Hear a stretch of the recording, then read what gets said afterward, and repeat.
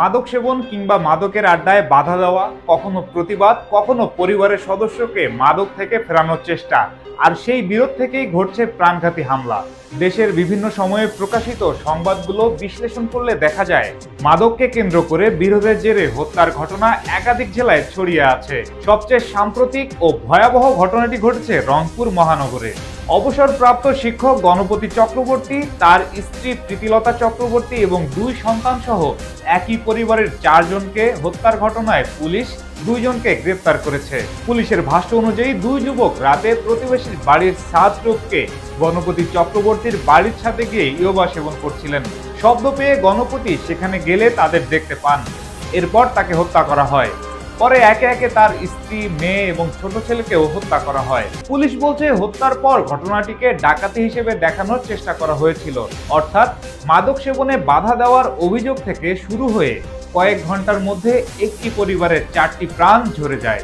এই ঘটনা নতুন করে প্রশ্ন তুলেছে মাদকের বিরুদ্ধে প্রতিবাদ বা বাধা দিতে গিয়ে সাধারণ মানুষ কতটা ঝুঁকির মধ্যে পড়ছেন। প্রকাশ্য সংবাদ প্রতিবেদন ঘেঁটে মাদক সেবনে বাধা, প্রতিবাদ কিংবা মাদক বিরোধী অবস্থানকে কেন্দ্র করে হত্যার যেসব ঘটনা পাওয়া যায় সেগুলোর মধ্যে উল্লেখযোগ্য চিত্র হলো রংপুরে 2026-এ ইয়াবা সেবনে বাধা দেওয়ার পর একই পরিবারের 4 জনকে হত্যা, নোয়াখালীতে 2026 সালে মাদক সেবন ও কারবারের প্রতিবাদ করায় স্কুল ছাত্র নিহত, কিশোরগঞ্জে 2025 সালে মাদক সেবনে বাধা দেওয়ায় রামেল নিহত, মাদারীপুরে 2023 সালে মাদক সেবনে বাধা দেওয়ায় বড় ভাইকে হত্যা, ভোলাতে 2023 সালে পরিবারের দাবি মাদক সেবনে বাধা দেওয়ায় যুবককে হত্যা, কুমিল্লায় মাদক সেবনে বাধা দেওয়াকে কেন্দ্র করে হত্যার ঘটনা সংবাদে এসেছে, গোপালগঞ্জে মাদক সেবনে বাধা দেওয়ার ঘটনায় বাবাকে হত্যার মামলায় সাজা হয়েছে ছেলের, মিরসরাই চট্টগ্রামে মাদক সেবনে বাধা দেওয়ার অভিযোগে হত্যার ঘটনা ঘটেছে।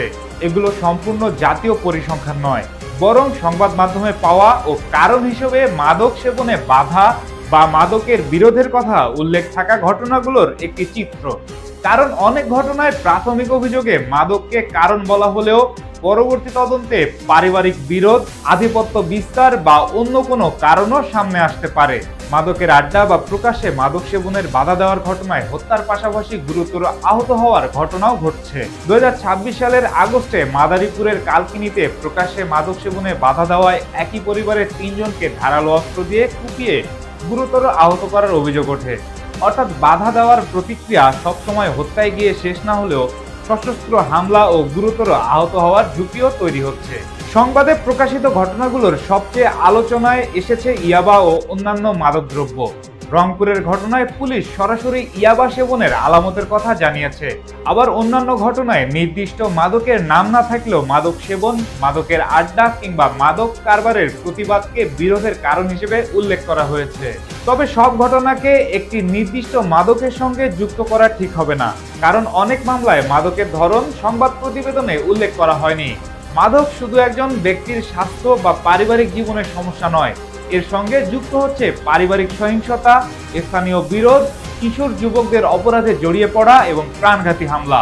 বিশেষ করে পরিবারের কেউ মাদক সেবীকে বাধা দিলে কিংবা স্থানীয় বাসিন্দারা প্রকাশ্যে মাদক সেবনের প্রতিবাদ করলে পরিস্থিতি দ্রুত সহিংস হয়ে উঠছে, এমন অভিযোগ একাধিক ঘটনায় দেখা যাচ্ছে। 2010 থেকে 2026 পর্যন্ত বাংলাদেশে মাদক সেবনে বাধা দেওয়ায় হত্যা এই নির্দিষ্ট শিরোনামে কোনো একক সরকারি জাতীয় ডেটাবেস বা পূর্ণাঙ্গ পরিসংখ্যান পাওয়া যায়নি।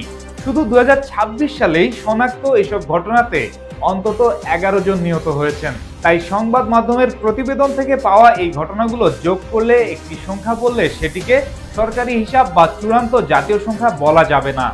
তবে যাচাই করা সংবাদগুলো চিত্র বলছে রংপুর, নোয়াখালী, কিশোরগঞ্জ, মাদারীপুর, ভোলা, কুমিল্লা, গোপালগঞ্জ ও চট্টগ্রাম সহ বিভিন্ন জেলায় এমন প্রাণহানির ঘটনা ঘটেছে। মাদকের বিরুদ্ধে সামাজিক প্রতিরোধ গড়ে তোলা জরুরি, কিন্তু সেই প্রতিরোধ যদি সাধারণ মানুষের জীবনকে ঝুঁকির মধ্যে ফেলে দেয় তাহলে আইন শৃঙ্খলা রক্ষাকারী বাহিনীর দ্রুত হস্তক্ষেপ প্রয়োজন। রংপুরের 4 হত্যার ঘটনা তাই শুধু একটি পারিবারিক ট্র্যাজেডি নয়, এটি মাদককে কেন্দ্র করে স্থানীয় পর্যায়ে তৈরি হওয়া সহিংসতার ভয়াবহতারও একটি সতর্কবার্তা।